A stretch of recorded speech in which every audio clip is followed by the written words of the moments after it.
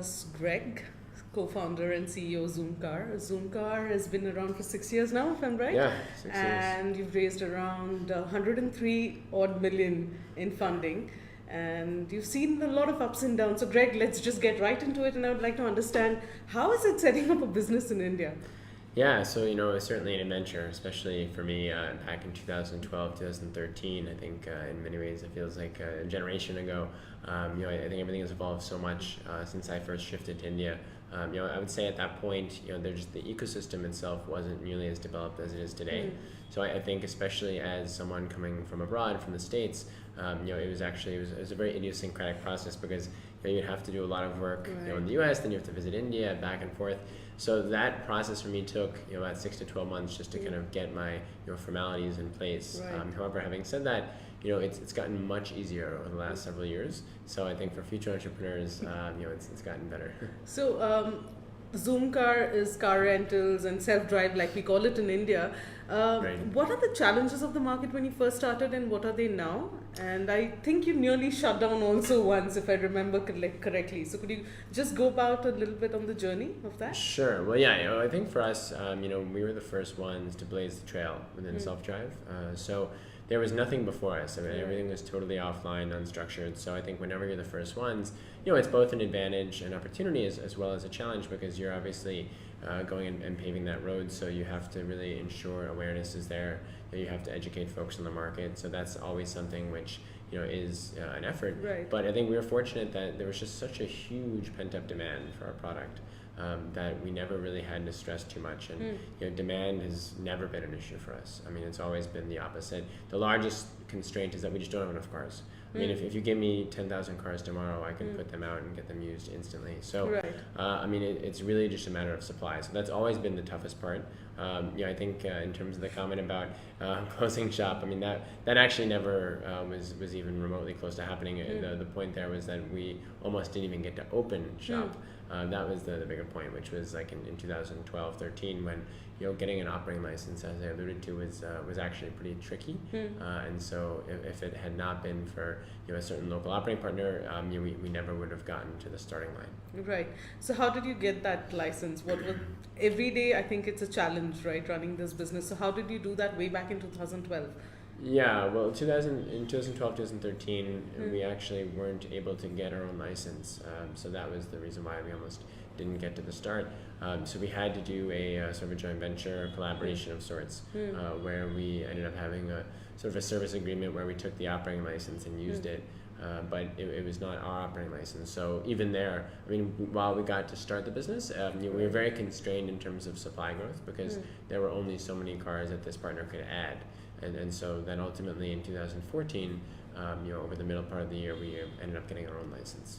So did you ever think of just giving it all up and going back?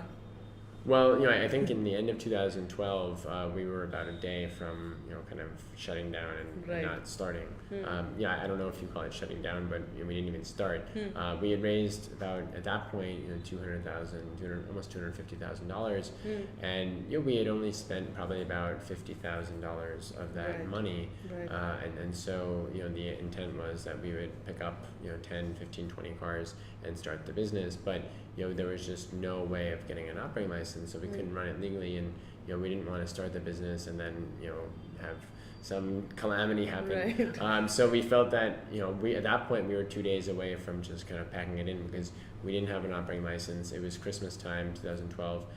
I had taken a sabbatical semester off from business school, and I had been out in India at that point for 3.5 months, and I figured if we couldn't get something going on the license front, there was just no reason to stay. Because I would just be, fiddling, wasting time. But fortunately, we had, one final meeting a day before Christmas, and that was able to get done. And so if it had not been for that meeting, then we wouldn't be here today. So big sigh of relief then. Yeah. We're fortunate. I think every entrepreneur, you have certain breaks, and people talk about creating your own luck. I mean, maybe, but you have to have luck. I think people underrate luck in all of this. Yeah. So you say part of it was luck as well? Of course. I mean, any entrepreneur who tells you that it's not at least 50% luck is definitely lying to you. Right. For sure. Okay. So, luck apart, what are the hard parts of the business? What were the challenges you faced? Because 2012, there was hardly anything like a car rental or self-drive in Yeah, there's India. So, nothing. you're kind of setting up the whole groundwork. How did that work? Did you face any challenges personally, considering you were not Indian at that point in time? I know you have a PAN card and an Aadhaar right now, but That's true. then Yeah, I do. what Yeah. was it like convincing the, suppliers, getting the supply? How did that work?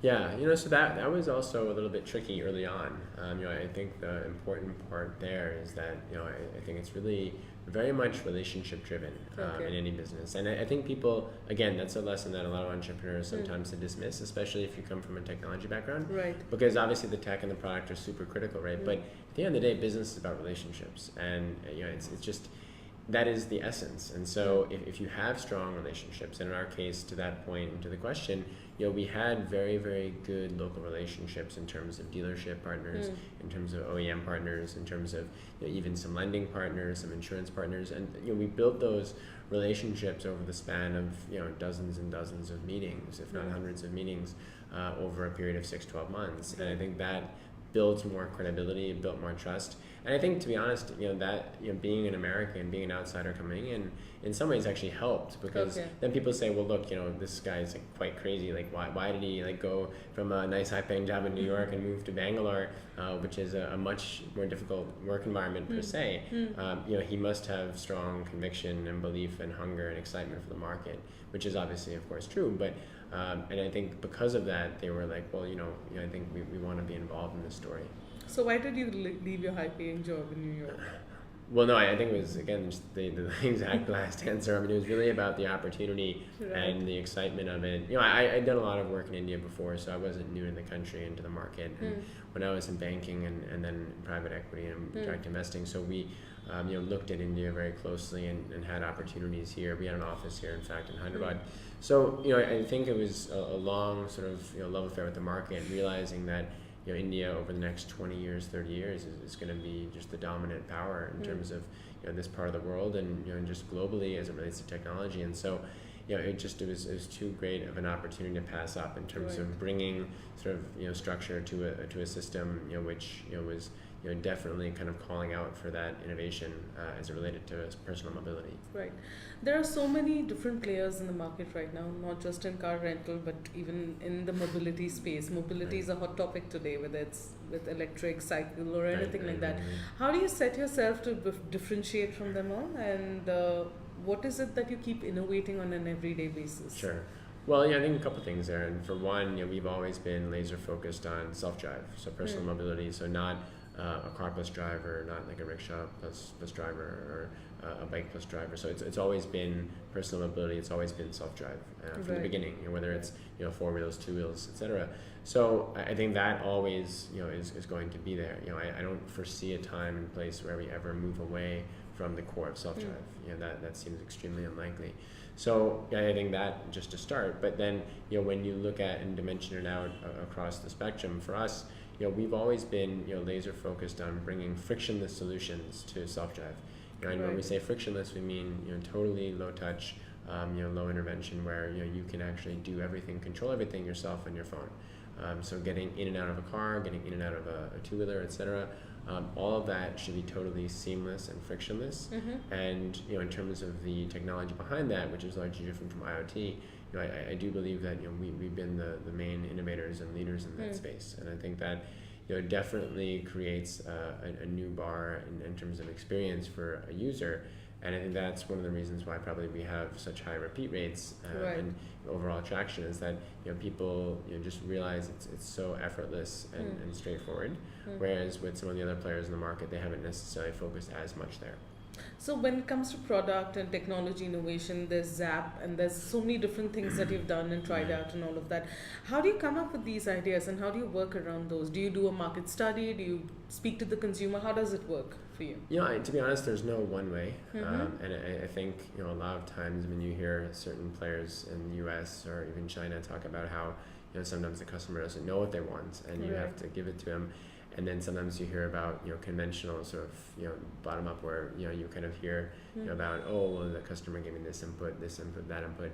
And I think there's no right answer, but I think it's a little bit of both. And so, I mean, certainly you always, I think a given is that you always have to be listening to your customer and hearing their feedback and seeing how they engage with your product, studying the data, studying it again, and then figuring out what is really the gap, or what's the pain point, what's the friction, how are they using your service and product. But I think over and above that, it's also about kind of going with the puck where you think it's going, and so anticipating a little bit and sort of seeing some of these broader trends and connections. I think we sit in an interesting space because we have a lot of different perspectives, and if you're at a certain level where you can have a very broad view, oftentimes it helps you connect certain dots, and that's something which then ends up benefiting the customer. So like with something with subscription with Zap, we were able to see a lot of these different pain points and realize the regulation, realize purchasing vehicles, realize the financing, the insurance, all the different ecosystem parts which made it difficult to own a car in the conventional sense. And we were able to kind of come in and offer a bundled solution which would actually go and alleviate most of those concerns. And I think that's where it comes in. So I think the broad perspective, more than anything, enables a lot of this innovation. Right. So when it comes to the market right now, mobility is expanded beyond, because India does need a lot of options. And so how does self-drive and car rentals fall into the whole gamut of choices that we have? And how big is that market specifically? If you look at you say you're laser focused just on self-drive and car rentals, how big is that market, and how do you intend it to grow in the coming years? Yeah, well, I mean, I'd say we're not just focused on cars, right? So four-wheelers and two-wheelers both. But I mean, if you look at that combined, it's a 900 million people opportunity in terms of market size for personal mobility, for self-drive mobility. So it's about 900 million all in. For cars itself, it's about 200 million. So the balance 700 million is more two-wheelers. But the way we see it, it's really quite pivotal. Just going on the car side for a minute, because if you look at it, car ownership in India is quite de minimis. So you have 4 million new units per year that end up getting sold. Obviously a good chunk of those are actually commercial, so it's not even personal cars. So the point is that the ability for people to afford a vehicle, or let's say consistently park a vehicle, or use it, it's going to be difficult in the traditional sense, which means that it's really a game of access. And so whether it's short-term access for a couple of hours, medium-term access for say 6 months, or longer-term access for 2 years, it's about giving that optionality, giving that choice, giving that freedom to people. I think the freedom is the key aspect. And so when we see that, the opportunity goes from 4 million units a year to probably 20-25 million units a year, and then in terms of short-term usage, obviously it mushrooms up over 100 million. So that's where we see that market. We're in 47 markets today on the car side, and we believe that'll probably grow to somewhere close to 60 markets. And then on the two-wheeler side, when you think about that, there's no reason to think that you won't end up being in 250 or 300 markets. So I think that's kind of how we see the market evolving over time, and certainly gradually moving more and more into electric as that starts to scale up too. So is the Indian infrastructure and market ready for electric, or is it going to be a long haul play? Well, it depends what you're talking about in terms of whether it's two-wheelers, three-wheelers, four-wheelers, or like trucks, for instance. I would say the ones that'll take the longest will be trucks, and then cars. Buses will be actually slightly before cars, most likely, which is interesting, mainly because the government support, as you can imagine, that given it's more of it's a mass market sort of product. So the government is supporting quite a bit on buses. Now, what of course I didn't mention, so two-wheelers and three-wheelers, and that's the interesting space. Three-wheelers I'll leave aside because that's not within personal mobility. That's of course with the driver. But two-wheelers is the game changer in terms of the immediate here and now on electric. And we've done a lot of work over there, and I think electric two-wheelers is they're really a tremendous solution today and over the next 1, 2, 3 years. Whereas with cars it'll probably be to get to scale it'll be 4 or 5 years.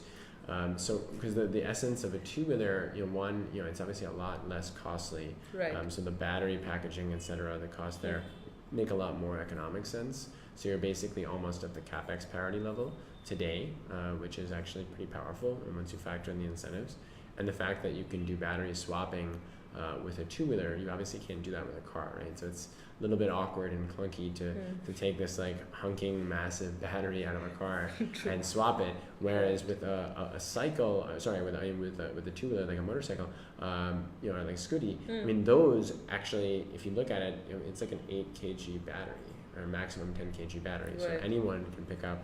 It doesn't matter your age or strength or whatnot. You can easily pick up that battery and swap it out. So I think that actually makes it really ubiquitous, which is interesting. So I think then you don't have to worry as much about infrastructure because the way you can approach the whole notion of swapping and charging is fundamentally different. Right. Yeah. So is Zoomcar looking closely at two-wheeler sharing? Yes.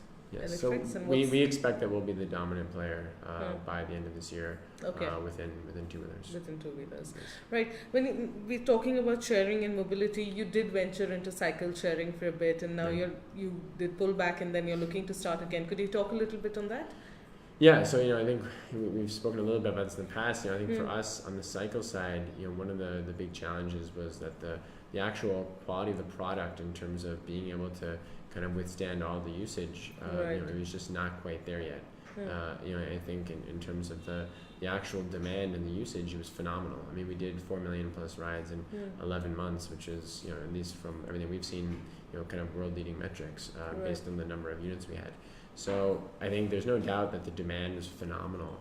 I think the challenge, as I said, goes back to the fact that if you're not able to keep the cycles available on road to get booked, you end up having a challenge. So, for instance, like seat durability, frame durability, brake durability, kind of all of those key components to a bike, to a cycle, we're actually not really robust enough for the infrastructure. And so that means that, not to say that it won't work at scale. I think it absolutely will work, and we'll certainly bring that back.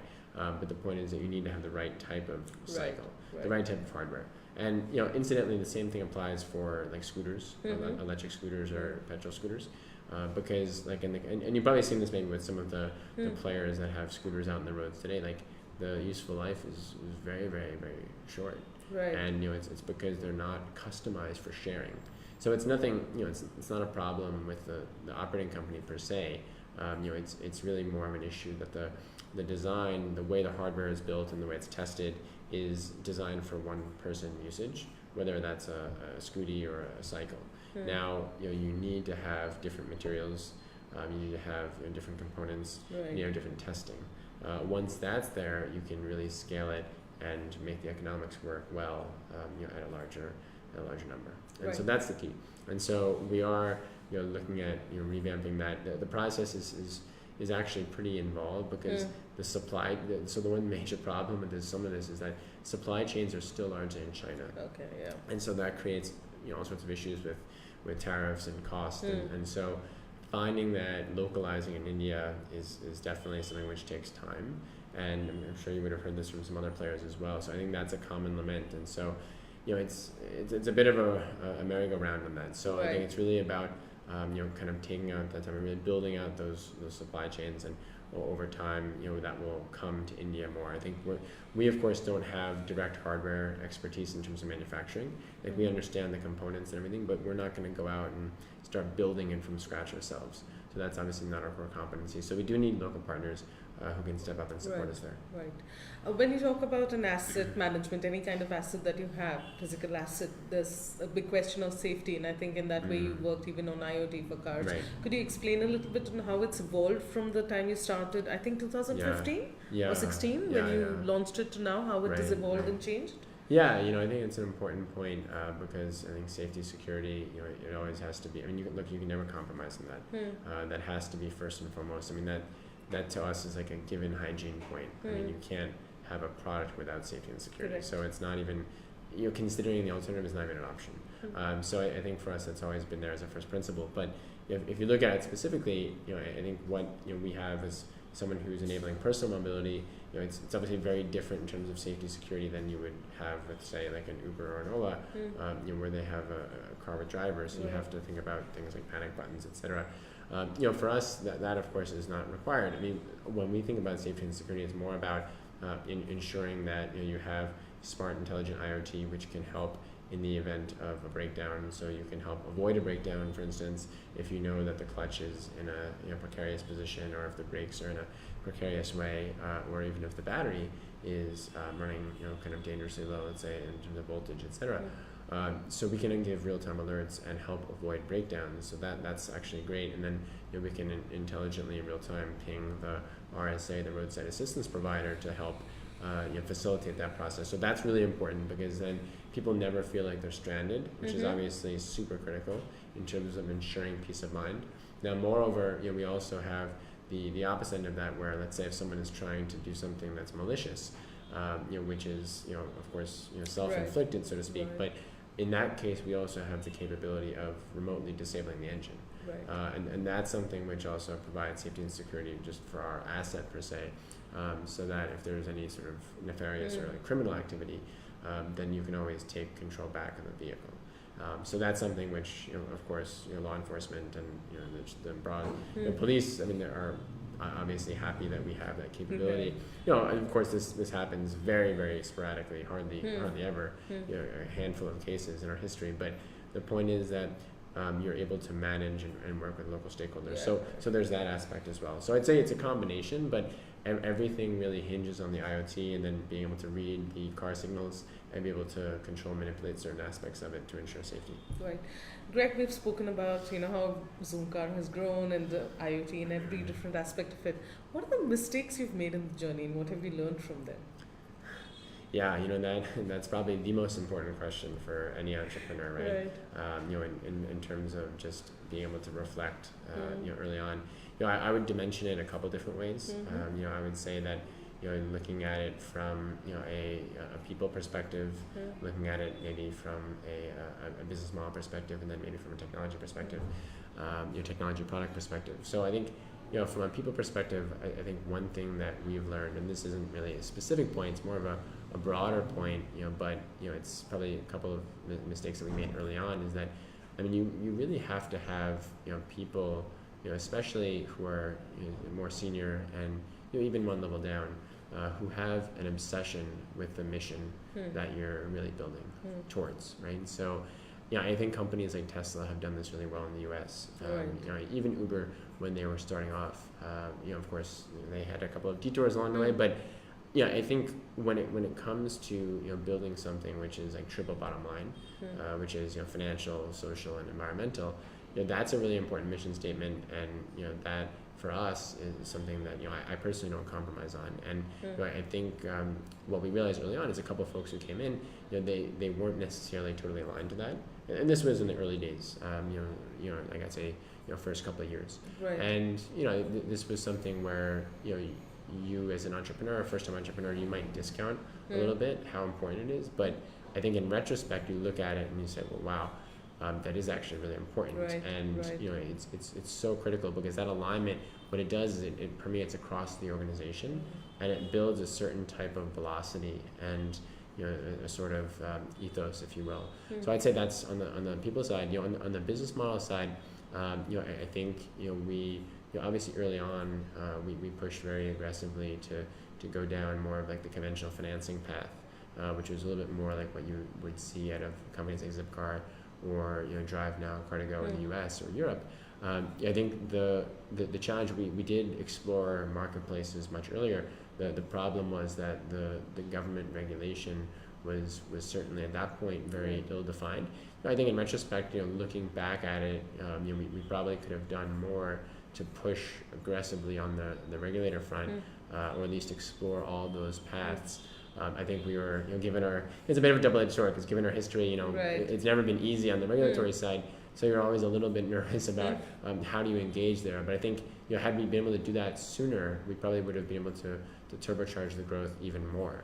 I think that was there. And I think finally on the technology product side, I think we spoke a lot about the IoT just a moment ago, but I think that again, is an area where we probably could have been more aggressive developing that out, in the early years. I mean, as we discussed, it was more kind of like 2016 onwards where we started to push it very aggressively in terms of the functionalities. And I think, that, from a customer experience standpoint, from an operating cost standpoint, there's so many different dimensions to that, in terms of the positive attributes for the business, that it's really, really critical. So Right. yeah, I think it's, in hindsight it's always a lot easier. Yeah, hindsight but I is think 20/20. those are areas which I think could have benefited us more. I think these are just three broad areas, but of course I think every entrepreneur, we all make so many more mistakes than that. But yeah, I think that's, as we look at it holistically, those are probably some of the bigger areas that we learn from going forward. Right, Greg. Coming to the last part, just want to understand what is there in future. Are you looking at an international expansion, more funding? What can we expect from Zoomcar in the near future? Yeah, well, I think certainly we've had tremendous success around the subscription model. So that's been, I'd say quite exciting in terms of the marketplace and the shared subscription ecosystem we've been able to build up. If you look at the most recent numbers, the run rate that we're doing monthly is already higher than the largest car dealership in the country in terms of new subscriptions that we actually generate. So in terms of the business that's flowing onto the platform. So I think certainly doubling down, tripling down there, getting that to like 8x, 10x the run rate by the end of the fiscal year coming up. So over the next 10, 11, 12 months, that'll be priority number one. But then, as we discussed, as we look at full stack personal mobility around two-wheelers, that's also, I think, going to take more center stage in that time horizon as well. I think international opportunities is certainly something that's there in the background for us. I would say that it's probably going to be more of a partnership model initially, as opposed to a kind of a solo proprietor operator type model. But I think that's something that we're still evaluating with a couple of folks. And so it's certainly something which has enormous potential, because what it can do for those markets, obviously there's a lot of learning that comes, but it can give you a diversified revenue stream and potentially something that's even at a higher profit level, where you can then go and reinvest that into the core market, which is India. So I think those are things that we're actively evaluating, and we're super excited for the year ahead. Great. Thank you so much for joining us, and thank you so much for your time. Thanks so much. Thanks.